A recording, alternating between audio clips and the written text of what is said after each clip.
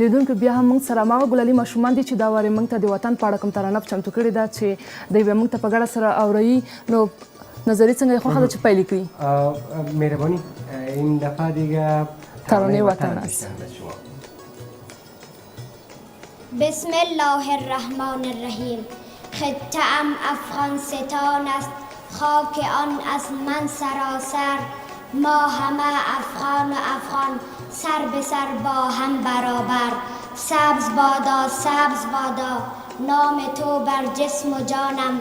زنده بادا زنده بادا کشورم افغانستانم. وطن عشق من، هموطن جان من، وطن روح من، عز و ایمان من. وطن در رهت جان نثاری کنم، ز خون خاک تو آب یاری کنم.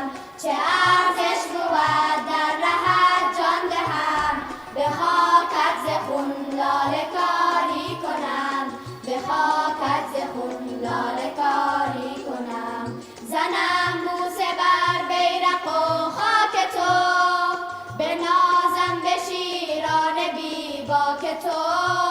خرامان و غران همه صف شکن، نظر آورند سوی افلاک تو، نظر آورند سوی افلاک تو. وطن عشق من، هموطن جان من، وطن روح من، عز و ایمان من. وطن در رهت جان نثاری کنم، ز خون خاک تو آب یاری کنم.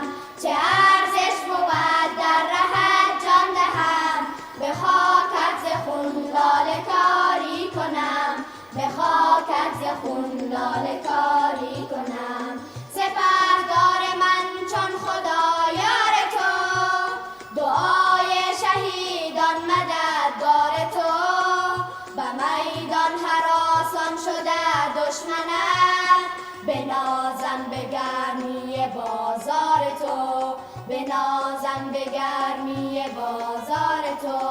وطن عشق من، هموطن جان من، وطن روح من، عز و ایمان من.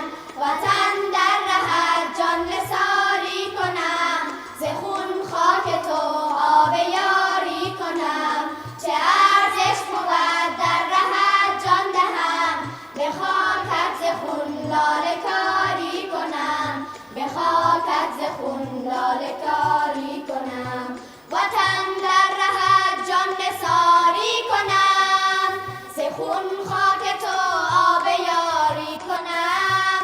چه ارزش بود در رهت جان دهم، به خاکت ز خون لاله کاری کنم، به خاکت ز خون لاله کاری کنم. وطن عشق من، هموطن جان من، وطن روح من، عز و ایمان من. وطن در رهت جان نثاری کنم، ز خون خاک تو آب یاری کنم. چه ارزش بود در رهت جان دهم، به خاکت ز خون لاله کاری کنم، به خاکت ز خون لاله کاری کنم. واه واه واه یو چکچک بودتون واقعا خیلی زیبا بود، خیلی مقبول، بسیار زیاد سپاس از شما واقعا. نو نظری داسې په انرژي ویلې چې ما ته انرژي راکړه. زړه یې ورسره ویوایه. ولې نه. ډیره زیاته مننه از شما، بسیار زیاد سپاس که آمدین و ترانه های خیلی مقبول رو برای ما خواندین، سرودین. درنو دوستان، اوس هم زو یو دوه ګلالي ماشومان نور هم را سره دي. هغوی نو البته یو ټوکه لري فکر کوم او ډیپلوما لري او همداراز نور څه به هم له ځان سره لري. هغوی له ځان سره لرو، خو اوس هم یوه لنډه دمه د مینه وروسته بیا هم را سره ملتیا وکړي. ماشومان به را سره وي.